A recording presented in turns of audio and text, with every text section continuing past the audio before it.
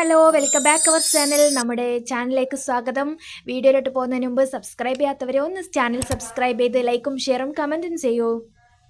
Hello, welcome back. അപ്പോൾ നമ്മുടെ 4ാമത്തെ mock ടെസ്റ്റിലേക്ക് സ്വാഗതം. ഞാനൊരു 3 മോക്ക് ടെസ്റ്റും പിന്നെ നമ്മുടെ 31 ലെവൽ ഓഫ് ക്വസ്റ്റ്യൻസും ചെയ്തിട്ടുണ്ട്. അത് കാണാത്തവർക്കൊക്കെ ചാനൽ വീഡിയോ അവൈലബിൾ ആണ്. അപ്പോൾ നമുക്ക് ഈ ഒരു മോക്ക് ടെസ്റ്റിൻ്റെ നിർദ്ദേശങ്ങളാണ് ഇതൊക്കെ. എക്സാമിനും ഇതേ നിർദ്ദേശങ്ങൾ തന്നെയാണ്. അപ്പോൾ നമുക്ക് ആരംഭിച്ചാലോ. ഫസ്റ്റ് ക്വസ്റ്റ്യൻ: മിന്നുന്ന ചുവപ്പ് അല്ലെങ്കിൽ നീല ലൈറ്റുമായി ഒരു എമർജൻസി വാഹനം സമീപിക്കുമ്പോൾ നിങ്ങൾ എന്ത് ചെയ്യണം? ഓപ്ഷൻസ് താഴെ കൊടുത്തിട്ടുണ്ട്. ഇവിടെ ടൈം പോകുന്നുണ്ട്. ആ ടൈം പോകുന്നതിനനുസരിച്ച് നിങ്ങൾ ഓപ്ഷൻസ് പെട്ടെന്ന് തന്നെ ആൻസർ ചെയ്യാൻ ശ്രമിക്കണം. അപ്പോൾ ഇപ്പോൾ 14 സെക്കൻഡ്സ് ആയി ഇപ്പോൾ ആൻസർ ഇതിൽ ഉത്തരം വരുന്നത്. അപ്പോൾ ഇപ്പോൾ എനിക്ക് ആൻസർ എനിക്ക് വായിക്കാൻ സമയം കിട്ടിയിട്ടില്ല. അപ്പോൾ ഇങ്ങനെയാണ് ക്വസ്റ്റ്യൻസ് ഉണ്ടാവുക. അപ്പോൾ ഇപ്പോൾ ടൈം ഇതാ പോയിക്കൊണ്ടിരുന്നു. രണ്ടാമത്തെ ചോദ്യം: ഡ്രൈവ് ചെയ്യുമ്പോൾ ഡ്രൈവർക്ക് അവരുടെ കാഴ്ചയും കേൾവിയും സംബന്ധിച്ച് എന്ത് ഉത്തരവാദിത്വമാണ് ഉള്ളത്? കാഴ്ച മെച്ചപ്പെടുത്താൻ ഡ്രൈവർക്ക് സീറ്റ് ക്രമീകരിക്കാൻ കഴിയും, എന്നാൽ കേൾവിയെക്കുറിച്ച് വിഷമിക്കേണ്ടതില്ല. ഡ്രൈവർ തൻ്റെ കാഴ്ചയും കേൾവിയും തടസ്സപ്പെടുത്തുന്നില്ലെന്ന് ഉറപ്പുവരുത്തണം. ഡ്രൈവിംഗ് കേൾവി പ്രധാനമില്ലാത്തതിനാൽ ഡ്രൈവർ തൻ്റെ കാഴ്ച പരിശോധിച്ചാൽ മതിയാകും. റൂട്ട് പരിചിതമായിരിക്കുന്നിടത്തോളം ഡ്രൈവർ തടസ്സങ്ങൾ അവഗണിക്കാനാകും. അപ്പോൾ ഇതിൻ്റെ ഉത്തരം ഇങ്ങനെ ആൻസേഴ്സൊക്കെ ഇങ്ങനെ ടിക്ക് മാർക്ക് ചെയ്തിട്ടാണ് ഉണ്ടാവുക കേട്ടോ. അപ്പോൾ അത് ശ്രദ്ധിച്ചാൽ മതി. മൂന്നാമത്തെ ചോദ്യം: അറ്റകുറ്റപ്പണി നടക്കുന്ന ഒരു റോഡിനെ സമീപിക്കുമ്പോൾ നിങ്ങൾ നിയന്ത്രിത വേഗപരിധി പാലിക്കുന്നത് എപ്പോൾ? പകൽ സമയത്ത് മാത്രം, രാത്രി സമയത്ത് മാത്രം, ജോലി നടക്കുന്ന സമയത്ത് മാത്രം, എല്ലാ സമയങ്ങളിലും? അപ്പോൾ നിങ്ങൾ സ്പീഡിൽ വായിച്ച് ആൻസർ ചെയ്യാനുള്ള ഒരു പ്രാക്ടീസ് കൊടുക്കണം കേട്ടോ. അപ്പോൾ ഇതിൻ്റെ ഉത്തരം വരുന്നത് ഇതാണ്.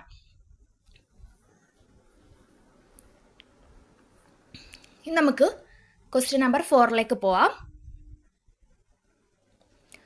ഒരു ഹൈവേയിൽ നിങ്ങളുടെ എക്സിറ്റിൽ തിരിയാൻ കഴിയാതെ മുന്നോട്ട് പോയാൽ നിങ്ങൾ എന്തു ചെയ്യണം?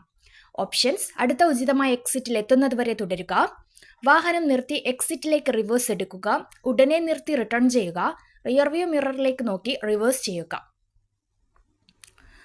അപ്പോൾ നമ്മളിപ്പോൾ ക്വസ്റ്റ്യനും ആൻസറും വായിച്ചിട്ട് 10 സെക്കൻഡ്സ് ആയിട്ടുണ്ട്. അപ്പോൾ പെട്ടെന്ന് തന്നെ ഉത്തരം സെലക്ട് ചെയ്യണം. അപ്പോൾ ഇതിൻ്റെ ഉത്തരം വരുന്നത് ഇതാണ്. അഞ്ചാമത്തെ ചോദ്യം: ചിത്രത്തിൽ കാണിച്ചിരിക്കുന്ന സിഗ്നലുകളോ മാനുവൽ നിയന്ത്രണങ്ങളോ ഇല്ലാത്ത തുല്യ പ്രധാനമുള്ള റോഡുകളുടെ ജംഗ്ഷനിൽ ഏത് കാറിനാണ് മുൻഗണന? ചുവന്ന വാഹനം തിരിയേണ്ടതിനാൽ മുൻഗണനയുണ്ട്, രണ്ടിനും തുല്യമായ വഴി അവകാശമുണ്ട്, പച്ച വാഹനത്തിന് മുൻഗണന, 2 വാഹനവും നിർത്തി ജാഗ്രതയോടെ മുന്നോട്ട് പോകണം. ഇവിടെ എൻ്റെ നെറ്റ്വർക്ക് ഇഷ്യൂ കാരണം അവിടെ ആ ഒരു പിക്ചർ വരുന്നില്ല കേട്ടോ. ഓക്കെ, അപ്പോൾ ഇതിൻ്റെ ഉത്തരം വരുന്നത് ഇതാണ്. നെക്സ്റ്റ് ക്വസ്റ്റ്യൻ, 6ാമത്തെ ക്വസ്റ്റ്യൻ: PUCC സർട്ടിഫിക്കറ്റിൻ്റെ കാലാവധി എത്ര?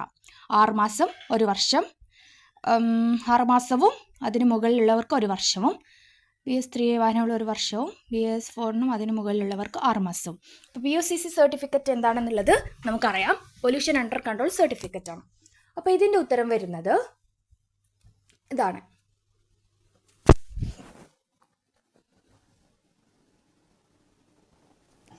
ഇനി നമ്മുടെ 7ാമത്തെ ചോദ്യം: മോട്ടോർ വാഹന നിയമത്തിന് കീഴിൽ നിർദ്ദേശങ്ങൾ നൽകാൻ അധികാരമുള്ള ഏതെങ്കിലും വ്യക്തി നിയമപരമായി നൽകുന്ന നിർദ്ദേശങ്ങൾ മനഃപൂർവ്വം ലംഘിക്കുകയോ അല്ലെങ്കിൽ അത്തരം വ്യക്തിയെ ഔദ്യോഗിക കൃത്യനിർവഹണത്തിൽ തടസ്സപ്പെടുത്തുകയോ ചെയ്താൽ മറ്റൊരു പിഴയും ഈ കുറ്റത്തിന് നൽകിയിട്ടില്ലെങ്കിൽ ഡ്രൈവർക്ക് ലഭിക്കുന്ന പരമാവധി പിഴ എത്രയാണ്? 1000 രൂപ, 2000 രൂപ, 5000 രൂപ, 10000 രൂപ. പിഴകളുടെ ക്വസ്റ്റ്യൻസിൻ്റെ വേറെ തന്നെ ഒരു വീഡിയോ ഞാൻ ചെയ്തിട്ടുണ്ട്, ഈസി ആയിട്ട് പഠിക്കാൻ വേണ്ടിയിട്ട്. ഇതിൻ്റെ ഉത്തരം വരുന്നത് ഇതാണ്. 8ാമത്തെ ചോദ്യം: താഴെ കൊടുത്തിരിക്കുന്ന ചിത്രത്തിൽ ഏതാണ് ശരി? എക്സ് എന്ന വാഹനം വൈനെയും സെഡിനെയും പോകാൻ അനുവദിക്കണം, സെഡ് എന്ന വാഹനം എക്സിനെയും വൈനെയും പോകാൻ അനുവദിക്കണം, വൈ എന്ന വാഹനം എക്സിനെയും സെഡിനെയും പോകാൻ അനുവദിക്കണം, എക്സ് വൈ എന്നീ വാഹനങ്ങൾ സെഡിനെ പോകാൻ അനുവദിക്കണം. നിങ്ങളിതിൽ നേരെയുള്ള റൂട്ട് ഏതാണെന്ന് നോക്കുക, ഇടത്തു നിന്ന് വരുന്ന വാഹനങ്ങൾ ഏതാണെന്ന് നോക്കുക, നേരെ പോകുന്ന വാഹനങ്ങൾക്ക് മുൻഗണന എന്നുള്ളത് നിങ്ങൾ മനസ്സിലാക്കണം. അപ്പോൾ ഇതിൻ്റെ ഉത്തരം വരുന്നത്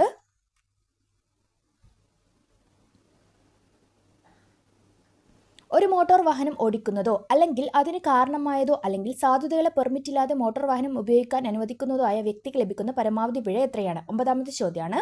ഓപ്ഷൻസ് ഇതാണ്: 2000 രൂപ, 5000 രൂപ, 10000 രൂപ, 15000 രൂപ. അപ്പോൾ ഇതിൻ്റെ ആൻസർ വരുന്നത് ഇതാണ്. നിങ്ങൾക്ക് ഈ പിഴകളെക്കുറിച്ച് സെപ്പറേറ്റ് പെട്ടെന്ന് തന്നെ മനസ്സിലാക്കി പഠിക്കാനുള്ള വീഡിയോ, ആ ഒരു വീഡിയോ ഞാൻ എൻ്റെ ചാനലുണ്ട് കേട്ടോ. ഇത് നിങ്ങൾക്ക് ഉപകാരമാകും, പെട്ടെന്ന് മനസ്സിലാക്കി പഠിക്കാം. 10ാമത്തെ ചോദ്യം, ഹൈവേകളിൽ വാഹനം ഓടിക്കുമ്പോഴുള്ള ഒരു അടിസ്ഥാന നിയമം എന്താണ്? ട്രാഫിക് റബ്ബറുള്ള പാത ഉപയോഗിക്കുക, ഓവർടേക്ക് ചെയ്യുന്നില്ലെങ്കിൽ ഇടതു പാതയിലൂടെ വാഹനം ഓടിക്കുക, ഏത് ലൈനിലൂടെയും വാഹനം ഓടിക്കാം, തിരക്ക് തടയാൻ മണിക്കൂറിൽ 50 കിലോമീറ്റർ കൂടുതൽ വേഗത നിലനിർത്താൻ ശ്രമിക്കുക. ഹൈവേയിലെ റൂളാണ് ഏതാണ് ഇതിൽ? അപ്പോൾ ഇതിൻ്റെ ആൻസർ വരുന്നത് ഇതാണ്. ഇനി നമുക്ക് 11ാമത്തെ ചോദ്യം എന്താണെന്ന് നോക്കാം. ഒരു സ്വകാര്യ വാഹനത്തിൽ ഉണ്ടായിരിക്കേണ്ട രേഖകൾ: registration certificate, GCR insurance certificate, POC certificate, registration certificate, insurance certificate, നികുതി token, POC certificate, registration certificate, permit, POC certificate, insurance certificate, registration certificate, GCR, permit, POC certificate, insurance certificate, tax token. അപ്പോൾ ഇതിൻ്റെ ഉത്തരം വരുന്നത് ഇതാണ്. ഇനി നമുക്ക് 12ാമത്തെ ചോദ്യം എന്താണെന്ന് നോക്കാം. നിങ്ങൾ രാത്രി നല്ല വെളിച്ചമുള്ള റോഡിൽ വാഹനം ഓടിക്കുന്നു. നിങ്ങൾ നിർബന്ധമായും നിങ്ങളുടെ ഹെഡ്ലൈറ്റ് ഹൈ ബീമിൽ ഉപയോഗിക്കുക, നിങ്ങളുടെ ഹെഡ്ലൈറ്റ് ലോ ബീമിൽ ഉപയോഗിക്കുക, ഹസാർഡ് വാർണിംഗ് ലൈറ്റ് ഉപയോഗിക്കുക, പാർക്ക് ലൈറ്റ് മാത്രം ഉപയോഗിക്കുക. Hazard warning light, park light ഒക്കെ 4 വീലറിൻ്റെതാട്ടോ. നമ്മൾ ഒരു കൂട്ടുകാർ ചോദിച്ചിട്ടുണ്ടായിരുന്നു 2 വീലറിനും 4 വീലറിനും ഒരേ ക്വസ്റ്റ്യൻസ് ആണ് വരുന്നത് എന്നുള്ളത്. അപ്പോൾ 4 വീലറിൻ്റെ ഒരു ചോദ്യമാണിത്. താഴെ തന്നിരിക്കുന്ന 2 ഓപ്ഷൻസ് കേട്ടോ. അപ്പോൾ ഇതിൻ്റെ ഉത്തരം വരുന്നത് 13 നല്ല ശമരിയക്കാരൻ, ഗുഡ് സമരിറ്റൻ എന്നതുകൊണ്ട് അർത്ഥമാക്കുന്നത്. ഓപ്ഷൻസ്: വാഹനം തകരാറ് പരിഹരിക്കാൻ സഹായം നൽകുന്ന വ്യക്തി, അപകടത്തിൽപ്പെടുന്ന വ്യക്തിക്ക് സഹായം നൽകുക അല്ലെങ്കിൽ അവരെ ആശുപത്രിയിലേക്ക് കൊണ്ടുപോകുകയും ചെയ്യുന്ന വ്യക്തി, അപകട സ്ഥലത്ത് നിർത്തി ഫോട്ടോ എടുക്കുന്ന വ്യക്തി, ഗ്രാമീണ മേഖലയിൽ ഗതാഗതം ക്രമീകരിക്കുന്ന വ്യക്തി. ഗുഡ് സമരിറ്റൻ, ഗുഡ് സമരിറ്റൻ നിയമമൊക്കെ വന്നിട്ടുണ്ട്. അപ്പോൾ ഇതിൻ്റെ ഉത്തരം വരുന്നത് ഇതാണ്.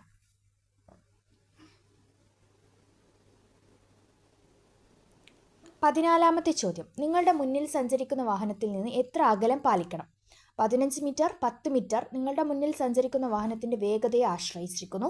നിങ്ങളുടെ മുന്നിലുള്ള വാഹനം പെട്ടെന്ന് വേഗത കുറയ്ക്കുകയോ നിർത്തുകയോ ചെയ്താൽ കൂട്ടിയിടി ഒഴിവാക്കാൻ മതിയായ ദൂരം. അപ്പോൾ ഏതായിരിക്കും ഉത്തരം? A ആണോ, B ആണോ, C ആണോ, D ആണോ? ഇതിൻ്റെ ഉത്തരം വരുന്നത് ഇതാണ്. 15ാമത്തെ ചോദ്യം, റോഡ് അടയാളങ്ങൾ എന്നാൽ? ഓപ്ഷൻസ്: റോഡ് ഉപരിതലത്തിൽ മാത്രം കാണുന്ന അടയാളം, എല്ലാത്തരം സൈൻ ബോർഡുകളിലും അടയാളം, റോഡ് ഉപരിതലത്തിൽ അടയാളപ്പെടുത്തുന്നതും എല്ലാ തരത്തിലുള്ള സൈൻ ബോർഡുകളും അടയാളങ്ങളും ഉൾപ്പെടുന്നവ, റോഡിൻ്റെ ക്യാരേജ് വേയിലോ കാർബുകളിലോ അതിനോട് ചേർന്നുള്ള വസ്തുക്കളിലോ വരക്കുന്നതോ ഘടിപ്പിക്കുന്നതോ ആയ റോഡ് അടയാളങ്ങൾ ഒഴികെയുള്ള വരികൾ, പാറ്റേണുകൾ, വാക്കുകൾ. ഇതിൻ്റെ ഉത്തരം വരുന്നത് ഇതാണ്.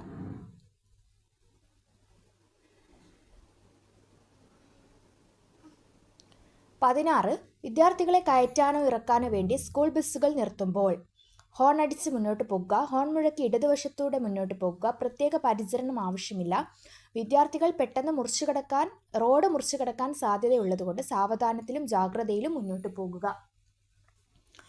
അപ്പോൾ ഇതിൻ്റെ ഉത്തരം ഏതാണ്? ഇതിൻ്റെ ഉത്തരം വരുന്നത് ഇതാണ്. 17ാമത്തെ ചോദ്യം, ഗട്ട് റോഡുകളിൽ ഇറക്കമിറങ്ങുന്ന ഡ്രൈവർ. എതിർവാഹനം പ്രവേശിക്കുന്നതിന് മുമ്പ് വേഗത്തിൽ ഓടിക്കുക, ഹെഡ്ലൈറ്റുകൾ ഓണാക്കുക, ഇറങ്ങുന്ന വാഹനങ്ങൾക്ക് മുൻഗണന നൽകുക, കയറുന്ന വാഹനങ്ങൾക്ക് മുൻഗണന നൽകുക. ഗട്ട് റോഡ് എന്ന് പറഞ്ഞാൽ കുറച്ച് കുണ്ടും കുഴിയൊക്കെയുള്ള ഇവിടെ ഭയങ്കര കുറച്ച് പ്രശ്നമുള്ള റോഡുകൾ. അതിൽ ഏത് വണ്ടിക്കാണ് മുൻഗണന എന്നുള്ളതാണ്. അപ്പോൾ ഇതിൻ്റെ ഉത്തരം വരുന്നത് ഇതാണ്.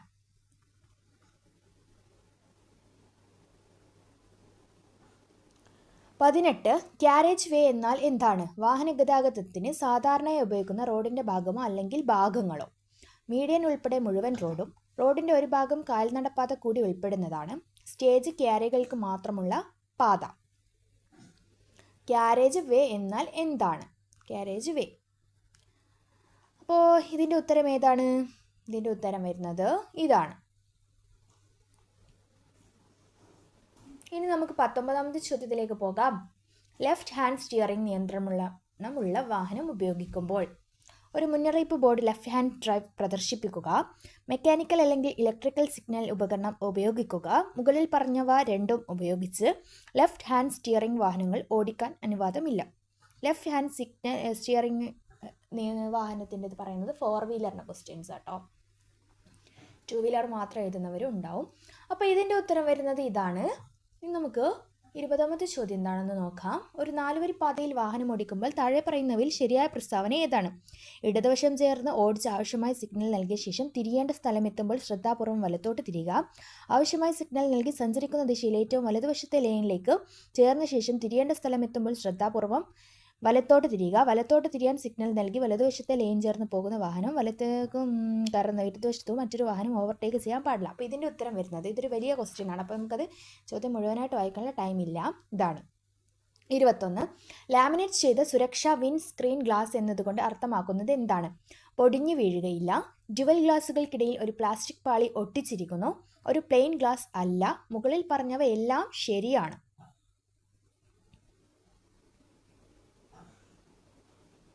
അപ്പോൾ ഇതിൻ്റെ ഉത്തരം വരുന്നത്, ഇത് 4 വീലറിൻ്റെ ക്വസ്റ്റ്യൻ കേട്ടോ.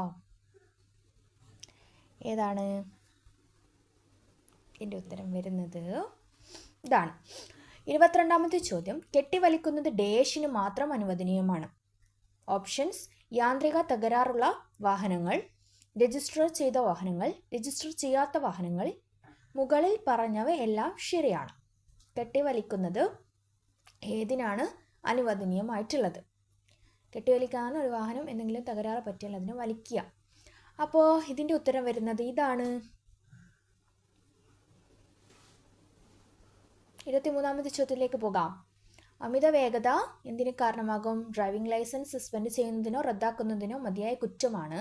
പിഴ മാത്രമുള്ള ശിക്ഷയിലേക്ക് നയിക്കാവുന്ന കുറ്റമാണ്. സി, അടിയന്തര സാഹചര്യം ഉണ്ടായാൽ കുറ്റമല്ല. ഡി, കുറ്റമേ അല്ല. അമിത വേഗത ഒരു കാര്യത്തിലും എന്തില്ല, അതിനെ സപ്പോർട്ട് ചെയ്യുന്നില്ല അല്ലേ. അപ്പോൾ ഇതിൻ്റെ ഉത്തരം വരുന്നത് ഇതാണ്.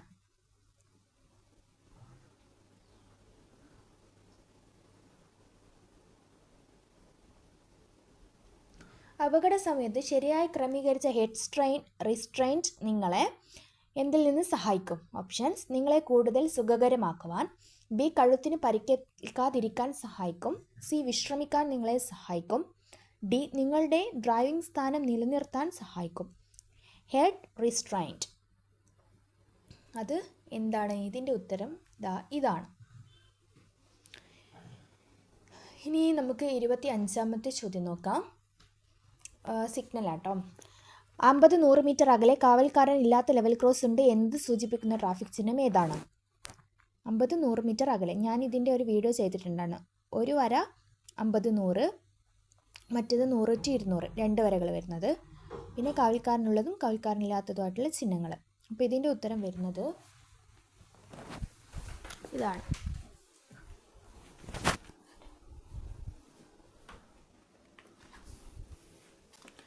ഇരുപത്താറാമത്തെ ചോദ്യം.